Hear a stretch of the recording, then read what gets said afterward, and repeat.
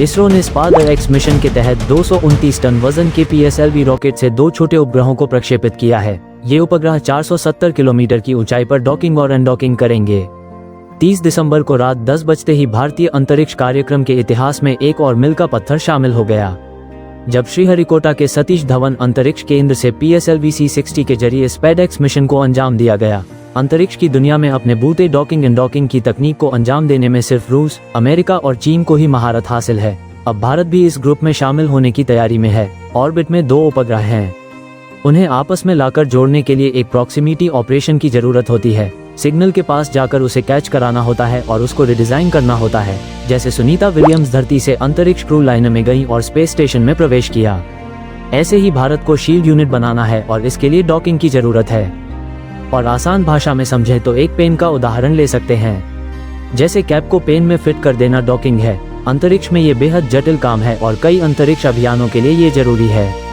अंतरिक्ष में सबसे पहले अमेरिका ने 16 मार्च 1966 को डॉकिंग की थी। सोवियत संघ ने पहली बार 30 अक्टूबर 1967 को 2 स्पेसक्राफ्ट अंतरिक्ष में डॉक किए थे। चीन ने पहली बार स्पेस डॉकिंग 2 नवंबर 2011 को की थी। इसरो ने स्पैडेक्स मिशन के तहत 229 टन वजन के PSLV रॉकेट से 2 छोटे उपग्रहों को प्रक्षेपित किया है। ये उपग्रह 470 किलोमीटर की ऊंचाई पर डॉकिंग और अनडॉकिंग करेंगे। कितना मुश्किल है डॉकिंग अनडॉकिंग? सैटेलाइट अंतरिक्ष में बहुत तेजी से चलते हैं, 7.8 किलोमीटर प्रति सेकंड। जैसे 2 उपग्रह एक ही स्पीड में चलते हैं तो डिफरेंस कम होता है। ICI से इसे कंट्रोल किया जाएगा, फिर दोनों समान तेजी से साथ साथ जाएंगे और जुड़ जाएंगे। जैसे 2 ट्रेन तेजी से एक ही दिशा में आसपास की ट्रैक पर चल रहे हों और एक दूसरे का दरवाजा आमने सामने हो, लेकिन कैसे जाएं? यही काम कंप्यूटर के जरिए अंतरिक्ष में होना है। भारत अंतरिक्ष में ये बहुत बड़ा एक्सपेरिमेंट करने जा रहा है। 2 सैटेलाइट को एक ही रॉकेट से छोड़ा जाना, उनको फिर अंतरिक्ष में पास लाना और दूर ले जाना, इसी को डॉकिंग और अनडॉकिंग कहते हैं। बोलना आसान है लेकिन करना बहुत मुश्किल। जब इनको पास लाया जाएगा और दूर ले जाया जाएगा, दोनों सैटेलाइट अंतरिक्ष में बुलेट की रफ्तार से ज्यादा तेज चल रहे होंगे। एक बंदूक की गोली से तेज चलने वाले सैटेलाइट को पास लाना और उनके बीच टक्कर ना हो, ऐसा करना बेहद मुश्किल काम है। ये डॉकिंग अनडॉकिंग टेक्नोलॉजी भारत के चंद्रयान 4 मिशन में काम आएगी।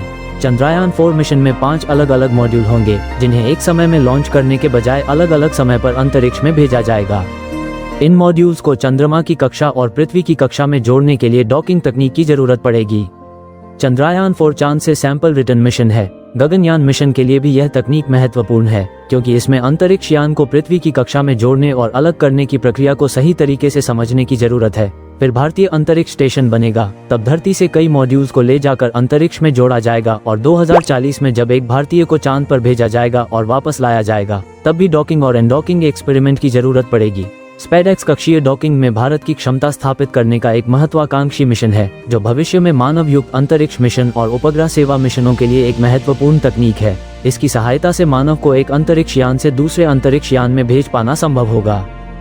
इसरो के अध्यक्ष S सोमनाथ ने कहा कि श्रीहरिकोटा से 99वां प्रक्षेपण सोमवार का PSLV C-60 मिशन था, जिसने अंतरिक्ष डॉकिंग प्रयोग के लिए 2 अंतरिक्ष यान को गोलाकार कक्षा में सफलतापूर्वक स्थापित किया। इसरो के अध्यक्ष S सोमनाथ ने सोमवार को कहा, हम जनवरी में श्रीहरिकोटा से 100वीं लॉन्चिंग करने जा रहे हैं। इसके तहत GSLV नेविगेशन उपग्रह NVS-02 को प्रक्षेपित करेंगे।